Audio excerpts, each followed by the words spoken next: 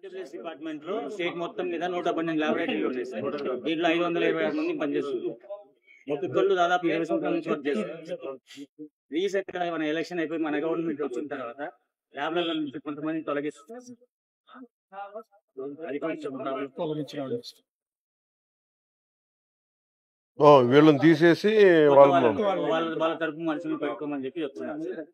Actual గా మనకి government of India నుంచి లాగిన్స్ ఇచ్చారు సార్. మా పేర్ల మీద ఈఎంఐ జాబ్ ఉంది సార్. నాకు తీసి ఇబ్బంది పెట్టేసాను. జాబ్ తీసిస్తే ఏ పని చేయలేను. నా ఏజ్ 40 సంవత్సరాలు. నాయన ఎంతో 13 సంవత్సరాలు సార్. నాన్న చనిపోయి 13 సంవత్సరాలు సార్. ఎవరు లేరు సార్. నేను చేసుకుంటే తినాలా, లేకపోతే లేదు. ఇబ్బంది పెట్టా సార్.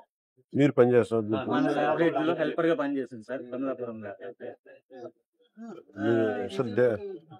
ఈఎంఐ కూడా తీసేసాను.